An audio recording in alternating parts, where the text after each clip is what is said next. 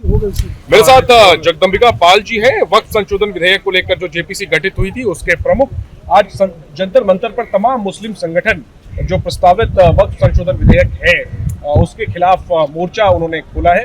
क्या आप मांग रहे हैं? तमाम विपक्षी दलों से वो लोग कह रहे हैं कि इस बिल को रोका जाए पास होने से। आप क्या कहना चाहेंगे इस मौके पर? आखिर क्यों, क्या कारण है आज जंतर मंतर पर? और ये कौन सी सियासी तकरार है? मैं समझता हूँ कि जिस समय सरकार वक्त में अमेंडमेंट बिल लेकर के आई थी उस समय इन लोगों ने कहा था कि ये कानून बहुत जल्दी में लाया गया है, बिना स्टेक होल्डर के साथ कोई डिटेल डिलिब्रेशंस किया है। तो अगर सरकार ने उस पर पहल करके और जेपीसी को रेफर करने का आग्रह स्पीकर से कर दिया और स्पीकर साहब ने जेपीसी बना दी, उसमें 6 महीने में हमने 118 घंटे बैठकें की, 38 बैठकें दिल्ली में की। हमने all India Muslim personal law board जो जंतर मंतर पे इकट्ठा है उसको हमने बुलाया, ऑल इंडिया जमायत उलमा हिंद को बुलाया, हमने ज़कात फाउंडेशन को बुलाया, इस्लामिक हमने स्कॉलर्स को बुलाया, माइनॉरिटी कमीशन को बुलाया, वक्फ बोर्ड सिया सुन्नी को बुलाया और देश के सभी राज्यों में गए, चाहे वो महाराष्ट्र हो, गुजरात हो, तेलंगाना हो, तमिलनाडु, कर्नाटका, उड़ीसा, असम, बिहार, वेस्ट बंगाल, यूपी। और इसके बाद आज कारण क्या है? 428 पेज की रिपोर्ट आ गई। उस रिपोर्ट को है तो पढ़ने लोग कह रहे हैं साहब कलेक्टर को अख्तियार दिया जा रहा है।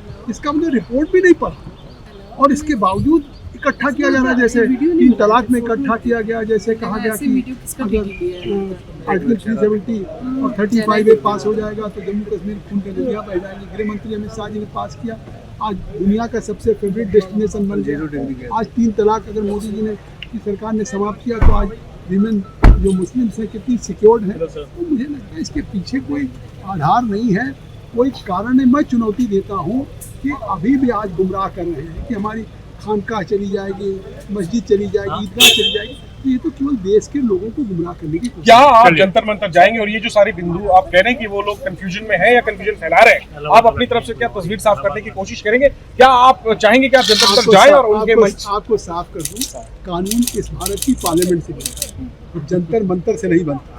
और उस कानून को बनाने की प्रक्रिया में स्पीकर साहब ने एक ज्वाइंट पार्लियामेंट्री कमेटी बनाई। जो ओवैसी और विपक्ष के लोग जा रहे हैं उनसे मैं पूछना चाहता हूँ क्यों जा रहे हैं?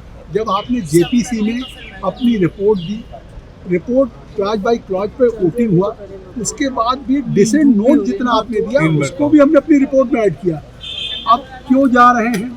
जब उस रिपोर्ट में डिसेंट नोट है तो क्या ये लोकतंत्र के विपरीत नहीं है या कहीं ना कहीं ये जनतंत्र के तकाजा के खिलाफ नहीं कि जब आपका व्यू उस रिपोर्ट में सबमिट है तो अब इसके बावजूद भी आप सड़क पे जाकर के मुस्लिम समाज को भ्रमित करने की कोशिश पूरी कोशिश।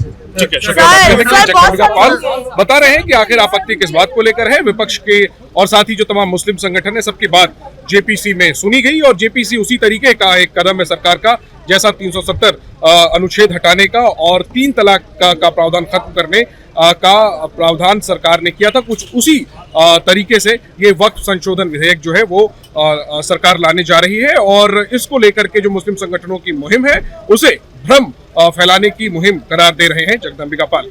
Jainendra Kumar, ABP news, Delhi. For exclusive and insightful videos, subscribe to our new channel ABP Live Premium.